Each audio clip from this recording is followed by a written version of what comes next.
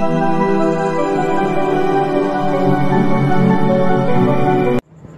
comrades, this is NSSR Nakka Shivshankar, High Court of AP and Trial Courts Advocate. మిత్రులారా, Bombay high court అభ్యంతరకరమైనటువంటి ఫేస్బుక్లో ఒక post పెట్టినందుకు ఒక విద్యార్థికి బెయిల్ నిరాకరించడం జరిగింది. అంటే అతను బ్రైట్ స్టూడెంట్ అని ఒక గ్రౌండ్ తీసుకున్నాడు. అంటే నేను చాలా మేధావిని, బాగా చదువుతాను అనే ఒక గ్రౌండ్ తీసుకున్నాడు. అయితే being bright student, no ground to quash FIR, Bombay high court in students plea seeking relief for eligible objectionable post on operation Sindoor. Operation Sindoor పై మన భారత సైనికులు వీరోచితంగా పోరాడి వీరోచితంగా ఆపరేట్ చేసినటువంటి ఆపరేషన్ సింధూర్ పై ఒక విద్యార్థి అబ్జెక్షనబుల్ అంటే అభ్యంతరకరమైనటువంటి పోస్ట్ చేసినందుకు గాను అతని మీద ఎఫ్ఐఆర్ అయింది. ఎఫ్ఐఆర్ అయితే అతను బెయిల్కి వెళ్ళినప్పుడు ఏం చేశాడంటే, నాకు బెయిల్ ఇవ్వండి, నేను చాలా బ్రైట్ స్టూడెంట్ అని చెప్పడం జరిగింది. ది బాంబే హైకోర్ట్ ఆన్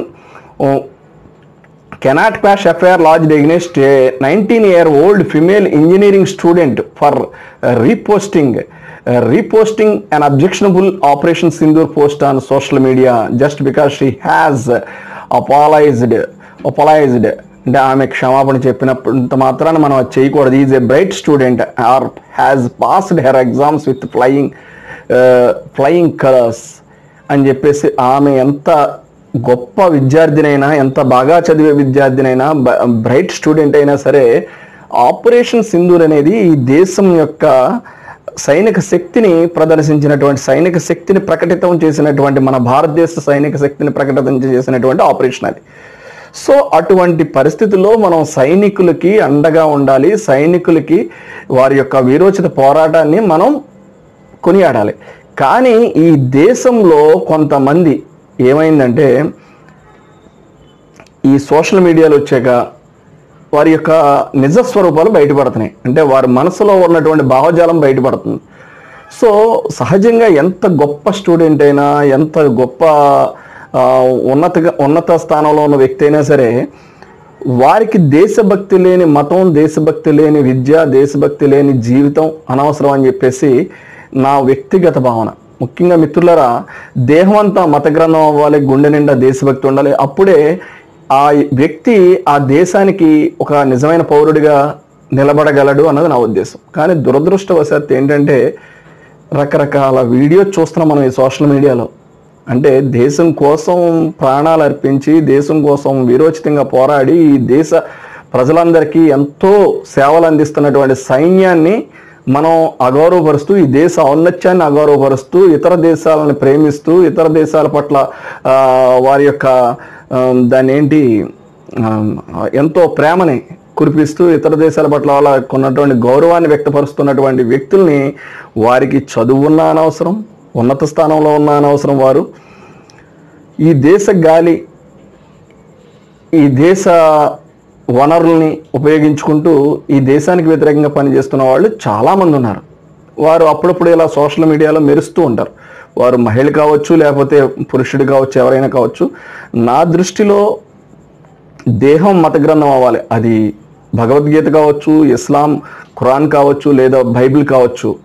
ఆ యొక్క మత గ్రంథాలు, పవిత్ర మత గ్రంథాలు చెప్పినప్పుడు వారు ఆ యొక్క మతాన్ని అనుసరిస్తూ వారి గుండె నిండా దేశభక్తిని నింపుకుని ఈ దేశం కోసం పోరాడడానికి ఎప్పుడు సిద్ధంగా ఉండాలి. కానీ దురదృష్టం ఏంటంటే, కొంతమంది, అందరూ కాదు, ఎంతోమంది గొప్ప వ్యక్తులు స్వాతంత్ర పోరాటంలో మతాలకు అతీతంగా స్వాతంత్ర పోరాటంలో వారు పాల్గొన్నారు. అనేక మంది పాల్గొన్నారు. ఆ యొక్క పరిస్థితులు ఇప్పుడు కనబడతలేదు. ఎక్కడికక్కడ విభజన, మత విభజన, కుల విభజన, ఈ విధంగా మనుషులు విభజనకి గురవుతున్నారు. ఇది ఒక విధంగా చెప్పాలంటే రాజకీయ నాయకులు కూడా ఇందులో, కొంతమంది రాజకీయ నాయకులు ప్రముఖ పాత్ర పోషిస్తున్నారని చెప్పొచ్చు. సో ఇక్కడ మనకేంటంటే, ఒక ఫేస్బుక్లో ఆపరేషన్ సింధూర్, ఫేస్బుక్ కావచ్చు, సోషల్ మీడియా పోస్ట్ కావచ్చు, ఆపరేషన్ సింధూర్ కోసం అబ్జెక్షనబుల్ పోస్ట్ చేసినటువంటి ఒక మహిళా విద్యార్థిని పై ఒక ఎఫ్ఐఆర్ నమోదు కావడం, దాన్ని క్వాష్ చేయడానికి హైకోర్టు బాంబే వారు నిరాకరించడం జరిగింది. ఇది గొప్ప విషయం. ఎందుకంటే బ్రైట్ స్టూడెంట్ అయినంత మాత్రాన, అంటే వ్యక్తిత్వాన్ని, దేశభక్తిని నెలకొల్పలేని విద్య, ఎంత గొప్ప విద్య అయినా సరే, ఎంత గొప్ప మెరిట్ స్టూడెంట్ అయినా సరే, దానికి అటువంటి వారికి ఇటువంటి ఎగ్జామ్షన్స్ ఏమనవసరం లేదు. వారు చదువుకునేది దేనికి? ఈ దేశానికి సేవ చేయడానికే. ఈ దేశాన్ని విమర్శించడానికి కాదు, ఎంత గొప్పగా చదివినా ఈ దేశానికి సేవ చేయడానికి. అందుకని చెప్పేసి నా వ్యక్తిగత అభిప్రాయం ఏంటంటే, దేహం అంతా మత గ్రంథం కావాలి, గుండె నిండా దేశభక్తి ఉండాలి, అటువంటి వారు మాత్రమే ఈ దేశానికి సేవలు అందించగలరు అన్నది నా ఉద్దేశం. సో ఇది నా వ్యక్తిగత అభిప్రాయం. సో ఏ మతాన్నైనా అనుసరించవచ్చు. భారతదేశం యొక్క గొప్పతనం అదే. ఇక్కడ భారతదేశంలో హిందూ, ముస్లిం, క్రిస్టియానిటీ, అదేవిధంగా సిక్, జైనిజం, బౌద్ధిజం ఇవన్నీ పరిడివెళ్తున్నాయి మతాలు.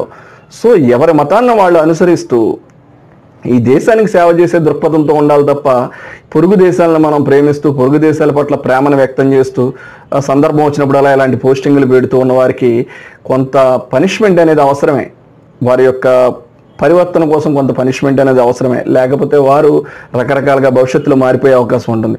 సో ఇప్పుడు బాంబే హైకోర్టు వారు ఈ తీసుకున్నటువంటి ఈ నిర్ణయం గొప్ప విషయం అని చెప్పుకోవచ్చు. సో ఈ జడ్జిమెంట్ యొక్క కొటేషన్ మీకు మరలా క్వాంటబుల్ పాయింట్ చెబుతాను. Being bright student no ground to quash FIR. Bright student అయినంత మాత్రాన ఎఫ్ఐఆర్ని క్వాష్ చేయడానికి లేదు, బాంబే హైకోర్టు చెప్పారు. In students please seeking relief for eligible objectionable post on operation Sindoor. అసలు ఈ దేశంలో హీరోస్ అంటూ ఎవరన్నా ఉంటే మన సైన్యమే. మన దురదృష్టం ఏంటంటే ఈ సినిమా హీరోలని మనం ఫ్యాన్స్ కింద ఉండి వాళ్ళని అనవసరంగా వారి యొక్క ఆర్థిక వనరులను మనం పెంచుతున్నాం. కానీ ఈ దేశంలో మనం ఎవరికైనా ఫ్యాన్స్గా ఉంటే కనుక, ఎవరికైనా మనకి హీరోస్ అంటూ ఉంటే సైన్యమే.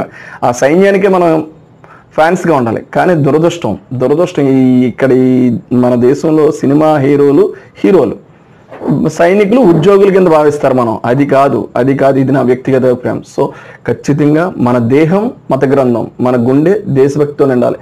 అది ఏ గ్రంథం అయినా కావచ్చు, ఏ మతాన్ని ప్రొఫెస్ చేసేవాళ్ళు అయినా సరే వారి యొక్క మతం చెప్పినట్టు ముందుకు నడుచుకుంటూ వారి గుండె నిండా దేశభక్తిని నింపుకున్నప్పుడు మంచి విద్యార్థులు తయారవుతారు, మంచి యువత తయారవుతుంది, మంచి దేశభక్తులు తయారవుతారు. ఈ దేశానికి మనం గొప్ప సేవలు అందించవచ్చు, మన దేశాన్ని ఉన్నత స్థితిలో ఈ ప్రపంచంలోనే మనం నిలపవచ్చు. This is NSSR. If you have any problem contact 9855 9095 9.